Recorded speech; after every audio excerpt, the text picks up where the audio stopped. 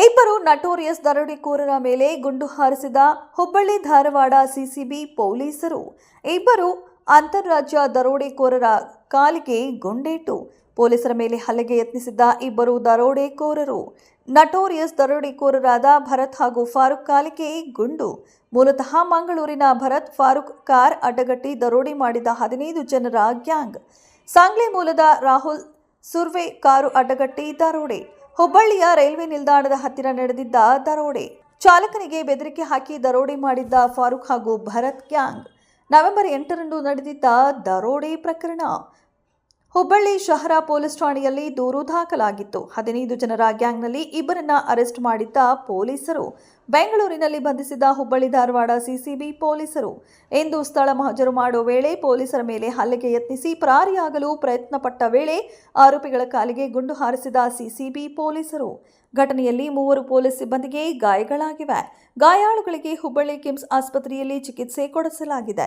ಕಿಮ್ಸ್ ಆಸ್ಪತ್ರೆಗೆ ಭೇಟಿ ನೀಡಿದ Hubballi Dharwad commissioner N Shashikumar, notorious Farooq ಮೇಲೆ ವಿವಿಧ ಪೊಲೀಸ್ ಠಾಣೆಯಲ್ಲಿ 17ಕ್ಕೂ ಹೆಚ್ಚು ಪ್ರಕರಣ ದಾಖಲಾಗಿದೆ.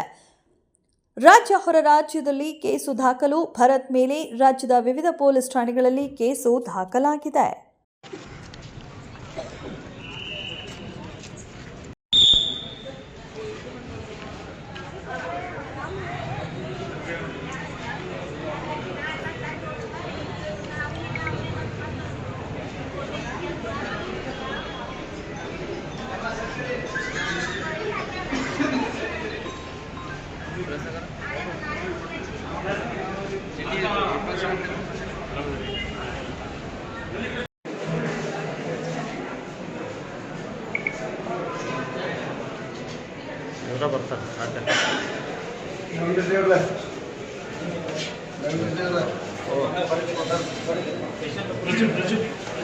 ಇದೇ ತಿಂಗಳು 8ನೇ ತಾರೀಕು ನಮ್ಮ ಹುಬ್ಬಳ್ಳಿ ಟೌನ್ ಪೊಲೀಸ್ ಠಾಣಾ ಲಿಮಿಟ್ಸಲ್ಲಿ ಒಬ್ಬ ವ್ಯಕ್ತಿ ಹೈದರಾಬಾದಿಂದ ಬರ್ತಿದ್ದಂಥ ಮಹಾರಾಷ್ಟ್ರ ಮೂಲದ ಒಬ್ಬ ವ್ಯಕ್ತಿಯನ್ನು ಕಾರಲ್ಲಿ ಅಡ್ಡಗಟ್ಬಿಟ್ಟು ಆ ನಂತರದಲ್ಲಿ ಅವ್ರನ್ನ ಹುಬ್ಬಳ್ಳಿ ನಗರ ಪೊಲೀಸ್ ಠಾಣಾ ವ್ಯಾಪ್ತಿಯ ಒಂದು ಜಾಗಕ್ಕೆ ಕರ್ಕೊಂಡೋಗಿ ಅಲ್ಲಿ ಅವ್ರ ಹತ್ರ ಇದ್ದಿದ್ದು ಹಣ ಮತ್ತು ಮೊಬೈಲು ಸೇರಿದಂತೆ ಇತರೆ ವ್ಯಾಲ್ಯೂಬಲ್ಸ್ ಸುಮಾರು 8.5 ಲಕ್ಷದ ವ್ಯಾಲ್ಯೂಬಲ್ಸನ್ನು ದೋಚಿಕೊಂಡು ಓಡಿ ಹೋಗಿದ್ದರು. ಈ ಒಂದು ಕೃತ್ಯದಲ್ಲಿ 10-12ಕ್ಕೂ ಹೆಚ್ಚು ಜನ 2 ಗಾಡೀಲಿ ಬಂದಿದ್ದರು ಅನ್ನುವಂಥದ್ದು ಮಾಹಿತಿ ನಮಗೆ ತಿಳಿದು ಬಂದಿತ್ತು.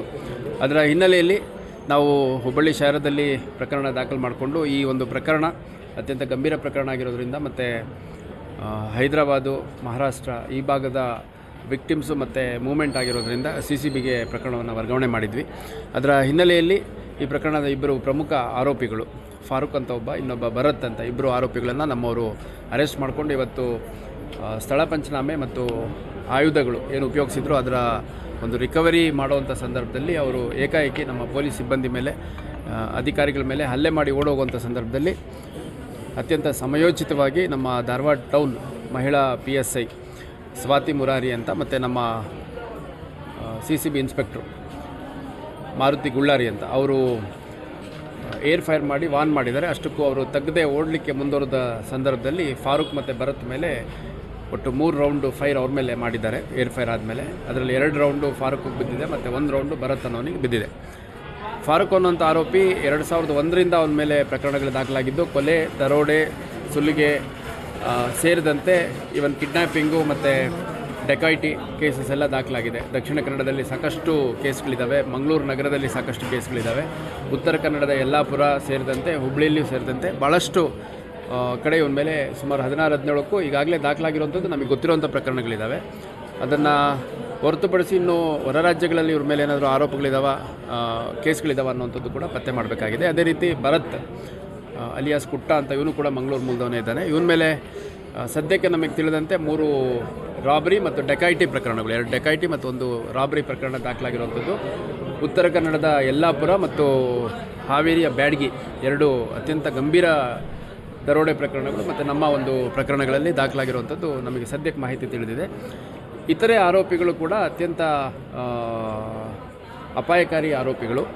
ಅವ್ರದ್ದೆಲ್ಲ ವಿವರಗಳು ನಮಗೆ ಸಿಕ್ಕಿದೆ. ಆದಷ್ಟು ಬೇಗ ಅವ್ರನ್ನೂ ಕೂಡ ನಾವು ಅರೆಸ್ಟ್ ಮಾಡುವಂಥ ಕೆಲಸ ಮಾಡ್ತೀವಿ. ಈಗಾಗಲೇ ನಮ್ಮ ತಂಡ ಮಹಾರಾಷ್ಟ್ರ ಸೇರಿದಂತೆ, ಮಂಗಳೂರು ಭಾಗ ಸೇರಿದಂತೆ, ಬೆಂಗಳೂರು ಸೇರಿದಂತೆ 3-4 ಪ್ರತ್ಯೇಕ ತಂಡಗಳಲ್ಲಿ ನಮ್ಮ ಅಧಿಕಾರಿ ಮತ್ತು ಸಿಬ್ಬಂದಿಗಳು ಉಳಿದ ಆರೋಪಿಗಳನ್ನು ಪತ್ತೆ ಹಚ್ಚಲಿಕ್ಕೆ ಶ್ರಮ ವಹಿಸ್ತಾ ಇದ್ದಾರೆ. ಆದಷ್ಟು ಬೇಗ ಆ ಆರೋಪಿಗಳನ್ನು ಕೂಡ ಪತ್ತೆ ಹಚ್ಚಲಾಗುತ್ತೆ.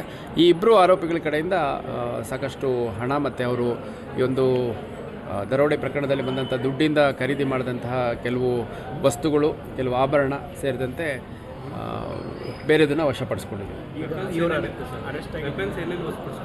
ವೆಪನ್ಸು ಇನ್ನೂ ವಶಪಡಿಸ್ಕೊಳಕ್ಕೆ ಅಂತಲೇ ಅಲ್ಲಿ ಗಬ್ಬೂರು ಔಟ್ಸ್ಕರ್ಟ್ಸಲ್ಲಿ ಒಂದು ಜಾಗ ಎಲ್ಲಿ ಕೃತ್ಯ ನಡೀತು ಆ ಜಾಗದಲ್ಲಿ ವೆಪನ್ಸ್ ಎಸ್ತಿದ್ದೀವಿ ಅಂತಂದು ಹೇಳಿದರು. ಹಂಗಾಗಿ ಆ ವೆಪನ್ ರಿಕವರಿ ಮಾಡೋಂಥ ಒಂದು ಪ್ರಕ್ರಿಯೆಗೆ ಪಂಚರ ಸಮೇತ ಹೋದಂಥ ಸಂದರ್ಭದಲ್ಲಿ ಒಂದು ಕೃತ್ಯ ನಡೆದಿದೆ. ನಮ್ಮ ಇಬ್ಬರು ಸಿಬ್ಬಂದಿಗಳಿಗೆ ಸ್ವಲ್ಪ ಪೆಟ್ಟು ಹೆಚ್ಚಿಗೆ ಬಿದ್ದಿದೆ. ವೆಪನ್ಸ್ ಅಂದರೆ ಇವ್ರು ಹೇಳಿರುವಂಥ ಸದ್ಯದ ಡಿಸ್ಕ್ಲೋಷರಲ್ಲಿ ಈ ಲಾಂಗ್ಗಳು ಮತ್ತು ಲಾಂಗ್ ಮಚ್ಚುಗಳು ಅಂತಾರಲ್ಲ ಆ ಥರದ್ದು ವೆಪನ್ಗಳಿತ್ತು. ಇವರು ಗಾಡೀಲಿ ಇಟ್ಕೊಂಡು ಅಫೆನ್ಸ್ ಮಾಡೋಂಥ ಸಂದರ್ಭದಲ್ಲಿ ತಿರುಗಿದ್ದಾರೆ ಅನ್ನೋಂಥದ್ದು. ಮತ್ತು ಈ ಒಂದು ಕೃತ್ಯದಲ್ಲಿ ಸುಮಾರು 12ರಿಂದ 15ಕ್ಕೂ ಹೆಚ್ಚು ಜನ ಭಾಗಿಯಾಗಿರುವಂಥ ಸಾಧ್ಯತೆ ಇದೆ. ಆ ಎಲ್ಲ ಆರೋಪಿಗಳನ್ನು ಆದಷ್ಟು ಬೇಗ ಪತ್ತೆ ಮಾಡಲಾಗಿದೆ. ಸ್ಟಾರ್ಟ್ ಆಗ್ಬಿಡ್ತಾರಲ್ಲ, ಉಳಿದ ಆರೋಪಿಗಳಿಗೆ ಗೊತ್ತಾಗಿರುತ್ತೆ. ಇವಾಗ ಇವರಿಬ್ಬರದು ಅರೆಸ್ಟ್ ಆಗಿದೆ ಅಂತ ಗೊತ್ತಾದ್ರೆ ಉಳಿದ ಆರೋಪಿಗಳಿಗೆ ಗೊತ್ತಾಗಿರುತ್ತೆ. ಇದರಲ್ಲಿ ಬೆಂಗಳೂರು, ಮಂಗಳೂರು ಮತ್ತು ಕೆಲವು ಆರೋಪಿಗಳು ಕೇರಳ ಮೂಲದವ್ರು ಕೂಡ ಇದ್ದಾರೆ ಅನ್ನೋಂಥದ್ದು ನಮಗೆ ತಿಳಿದು ಬಂದಿದೆ.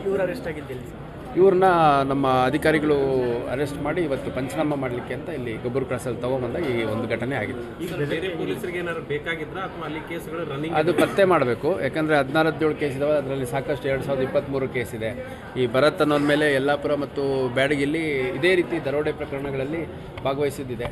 ಇನ್ನು ಬೇರೆ ಪೊಲೀಸರಿಗೆ ಇವ್ರು ಬೇಕಾದವರ ಅನ್ನೋಂಥದ್ದು ಇವಾಗ ಸದ್ಯ ಟೆಕ್ನಿಕಲ್ ಅನಾಲಿಸಿಸ್ ಮತ್ತು ಇವರು ಇಂಟ್ರಾಗೇಷನಲ್ಲಿ ತಿಳಿಯುತ್ತೆ. ಹುಬ್ಬಳ್ಳಿ ಧಾರವಾಡದಲ್ಲಿ ನಮ್ಮ ಸದ್ಯದ ತನಿಖೆ, ಯಾಕಂದರೆ ಅವ್ರನ್ನ ವಶಪಡಿಸ್ಕೊಂಡು ವಿಚಾರಣೆಗೆ ಒಳಪಡಿಸಿದ ನಂತರನೇ ಅವ್ರನ್ನ ಅರೆಸ್ಟ್ ಮಾಡಿ ಪಂಚನಾಮೆ ಕರ್ಕೊಂಡೋಗಿರುವಂಥದ್ದು. ಹುಬ್ಬಳ್ಳಿ ಧಾರವಾಡ ಲಿಮಿಟ್ಸಲ್ಲಿ ಬೇರೆ ದರೋಡೆ ಅಥವಾ ರಾಬರಿ ಪ್ರಕರಣಗಳಲ್ಲಿ ಇವರು ಭಾಗಿಯಾಗಿರುವಂಥದ್ದು ಇನ್ನೂ ನಮಗೆ ತಿಳಿದು ಬಂದಿಲ್ಲ. ಗೊತ್ತಿಲ್ಲ, ಅದನ್ನೆಲ್ಲ ಇನ್ನೂ ಭಾಳಷ್ಟು. ಈಗ ಆರೋಪಿಗಳು ಹೆಂಗೆ ಮಾಡ್ತಾರೆ ಅಂತಂದರೆ, ನಿನಗೆ ಯಾರು ಗೊತ್ತು ಅಂತ ಕೇಳಿದರೆ ಯಾರೂ ಗೊತ್ತಿಲ್ಲ ಅಂತಾರೆ. ಯಾರಾದರೂ ಒಬ್ಬನಿಗೆ ಕನೆಕ್ಟ್ ಮಾಡಿಬಿಟ್ಟು ಇವನು ಗೊತ್ತಂತಲ್ಲ, ನೋಡೋ ನಿನ್ನ ಮೊಬೈಲಲ್ಲಿ ಫೋಟೋ ಇದೆ ಅಂತಂದರೆ ಹೌದು ಸರ್ ಇವನೊಬ್ಬ ಗೊತ್ತು ಅಂತಾರೆ. ಸೊ ಹಂಗೆ ನಾವು ಬೇರೆ ಯಾರ್ಯಾರು ಇನ್ವಾಲ್ವ್ ಆಗಿದ್ದಾರೆ ಅನ್ನೋಂಥದ್ದನ್ನು ಎಸ್ಟಾಬ್ಲಿಷ್ ಮಾಡಿಕೊಂಡು ಅವ್ರನ್ನ ಇಂಟ್ರಾಗೇಷನ್ ಮಾಡಿದಾಗ, ಕ್ರಾಸ್ ಇಂಟ್ರಾಗೇಷನ್ ಮಾಡಿದಾಗ ಡಿಸ್ಕ್ಲೋಷರ್ ಮಾಡ್ತಾರೆ. ಮತ್ತು ಒಂದಂತೂ ಸತ್ಯ, ಇವರು ಭಾಗವಹಿಸಿರುವಂಥದ್ದು ಸಾಧ್ಯತೆ ಇದ್ದೇ ಇದೆ. ಯಾಕೆಂದರೆ ನಮ್ಮ ಇಂಟ್ರಾಗೇಷನಲ್ಲೂ ಕೂಡ ಇವರು ಬೇರೆ ಬೇರೆ ರಾಜ್ಯಗಳಲ್ಲಿ ಕೂಡ ಈ ರೀತಿ ಕೃತ್ಯಗಳಲ್ಲಿ ಭಾಗವಹಿಸಿರೋದ್ರ ಬಗ್ಗೆ ಡಿಸ್ಕ್ಲೋಷರ್ ಹೇಳ್ತಾರೆ. ಬಟ್ ಯಾವುದೂ ಸ್ಪೆಸಿಫಿಕ್ಕಾಗಿ ಹೇಳ್ತಾ ಇಲ್ಲ. ಅದು ಮುಂದುವರೆದು ಎಲ್ಲೆಲ್ಲಿ ಡಿಸ್ಕ್ಲೋಷರ್ ಮಾಡಿದ್ದಾರೆ ಆ ವ್ಯಾಪ್ತಿಯ ಪೊಲೀಸ್ ಠಾಣೆ ಮತ್ತು ಜಿಲ್ಲೆಗಳಿಗೆ ನಮ್ಮ